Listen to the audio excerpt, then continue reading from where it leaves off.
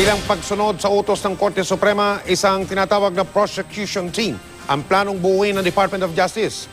Tututukan ng naturang ang mga investigador na yan ang gagawin nilang investigasyon sa mga nagwaldas umano sa kaban ng bayan.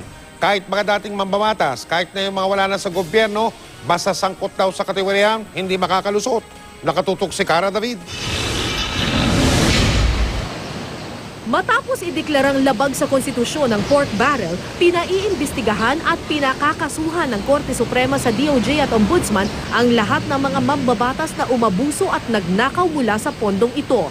Ayon kay UP Law Professor Attorney Rowena Daroy Morales, ibig sabihin maaaring ungkatin ang katiwalian ng mga dating mambabatas kahit pa iba na ang posisyon o kinalalagyan nila ngayon.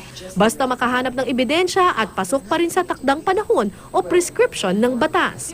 Ex-congressmen, ex-senators, pwedeng kasuhan? Pwede. For things that happened that would constitute a crime when they were congressmen. Then you can go way, way back.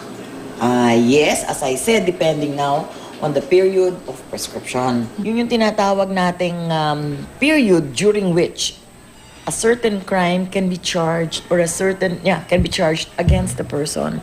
Dagdag pa ni Daroy Morales, hindi lang mga mambabatas at opisyal ng gobyerno ang pwedeng kasuhan. Pati mga pribadong individual tulad ni Janet Lim Napoles na sangkot sa katiwalian kaugnay sa pork barrel, mananagot din sa batas.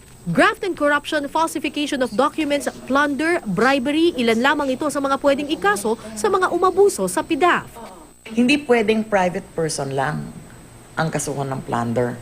So, yung government at yung private individual. So, pwedeng government official lang plus private kasi nagsabwatan silang dalawa. Pero hindi pwedeng private lang. Yan. So, laging may kasamang government official. Plano ng DOJ na bumuo ng isang team ng prosecutors para pag-aralan ng saklaw ng magiging investigasyon. Masyado kasing magiging malawak kung basta-basta isasama na lang lahat ng mambabatas na nabigyan ng PDAF simula pa noon. Sa huling suma, ayon kay Justice Secretary Laila De Lima, matibay na ebidensya ang kailangan at hindi basta duda o suspetsya lamang. Cara David, Nakatutok, 24 Oras.